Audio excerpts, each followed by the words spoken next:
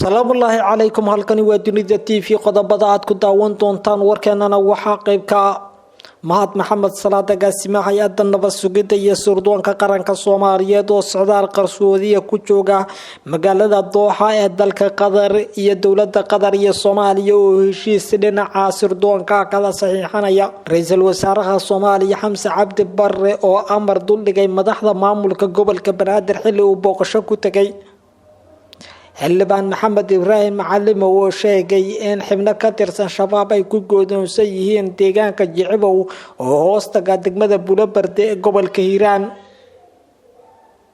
iyo madaxweynaha dowlad goboleedka Hirshabelle Cali Guudlaawe Xuseen oo booqday degmada Cadale ee gobolka Shabeellada Dhexe dhaarna ku maray in al-shabaab ay si degdeg ah uga xoreyn doonaan gobolkaasi qodobadaas iyo qodobo kale oo daahson ayaynu ku eegi doonaa warka dunida TV iyo diyaar garooba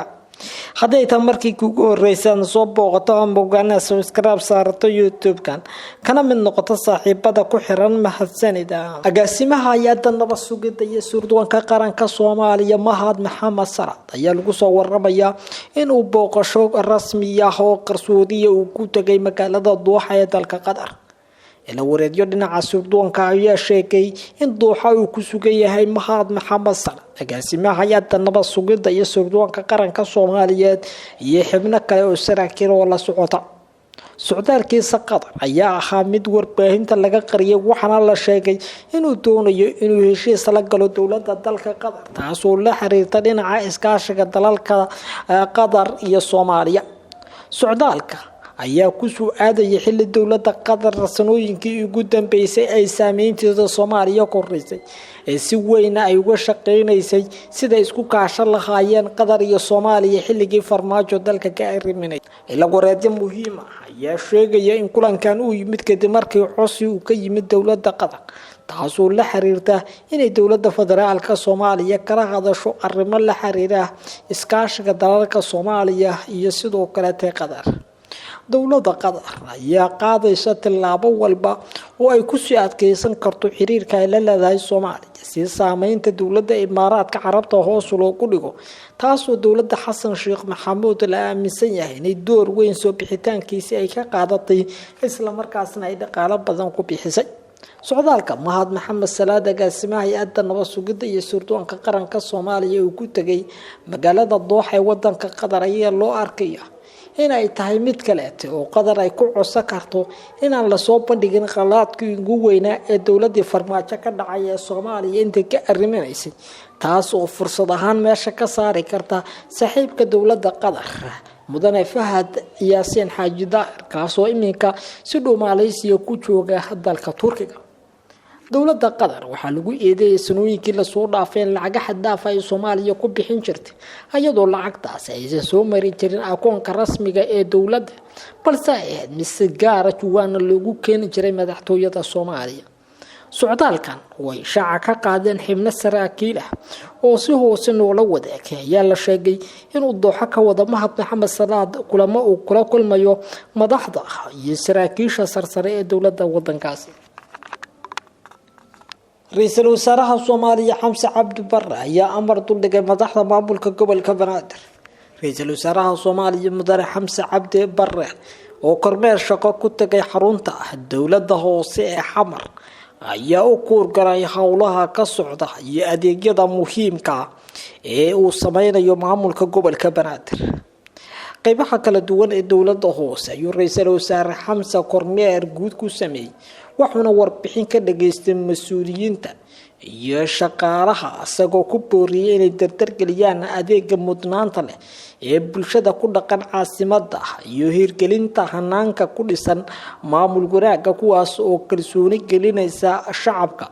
iyo mas'uuliyadda loo hayo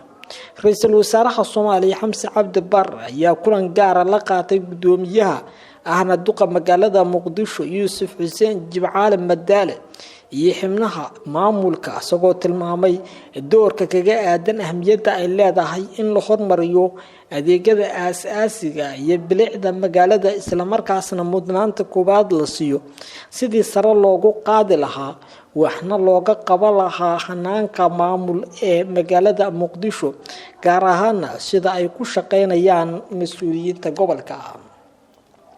gudoomiyaha gobolka Banaadir ahna duqa magaalada Muqdisho ayaa dhankiisa sheegay in maamulka gobolka uu diyaar u yahay qabashada waajibaadka looga baahan yahay isla markaasna ay dardar gelinayaan howlaha mudnaanta leh ee ay gacanta ku hayaan. Arrintan ayaa ku soo aadaysa iyadoo dawladdu ay u diyaar garowday dagaal saf ballaaran ah oo ka dhana kooxda lagana doonayo mas'uuliyiinta gobolka Banaadir inay door muhiim ah ka qaataan howlahaasi. xildhibaan Maxamed Ibraahim Macalin iyo gudoomiyaha gobolka Hiiraan Cali Jeyti Cismaan ayaa gaaray deegaanka Jicibo ee gobolka Hiiraan halkaas oo ay ku go'doonsan yihiin tiro kooban oo ka tirsan dagaalyahanada Al-Shabaab sida mas'uuliyiintu ay sheegeen. xildhibaan Maxamed Ibraahim Macalin iyo gudoomiyaha gobolka Hiiraan Cali Jeyti Cismaan ayaa ciidamada ku dhiirigeliyay howlaha shaqo ee ay hayaan iyo howlgalka ka dhanka kooxda ee maalinkii labaad halkaas ay kula dagaalamayaan. saraakiisha ayay ku booriyeen inay dardar geliyaan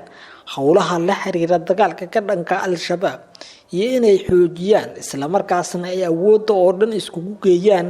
sidii ay ku soo afjari lahaayeen kooxda ku dhumaalaysanaysa mid ka mid ah buuraha muhiimka ee ku yaala deegaanka Jicibo ee gobolka Hiiraan hoosna tagtay degmada Buurabarde. Wareedyo muhiim ah ayaa xaqiijiyay in ay jiraan xubno kooban oo weli ku harsan buuraleyda ku dhumaalaysanaya kuwaas oo ciidamada dawladda iyo iyagu ay dhowr jeer rasaas isku idaarsaneen.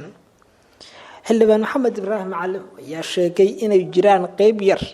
oo ka tirsan kooxda oo halkaasi ku sugan isla markaasna laamaha dawladdu iyo dadka shicibka ah ay dadaal ugu jiraan siday ku soo afmeeri lahaayeen kooxdaasi. waxaana ballan qaaday inay sii wadi doonaan qorshaha dagaal ee ka dhanka kooxda. xildhibaanka ayaa sheegay in dawladda federaalka ay ka go'an tahay in ay doonayso inay guud ahaanba gobolka Hiiraan ka saarto kooxda asagoo dadka reer Hiiraan ku bogaadiyay howlaha culus ee ka dhanka dagaalka kooxda. madaxweynaha dowlad goboleedka Hirshabelle Cali Guutlaawe Xuseen ayaa maantay gaaray magaalada Cadale ee gobolka Shabeellada Dhexe.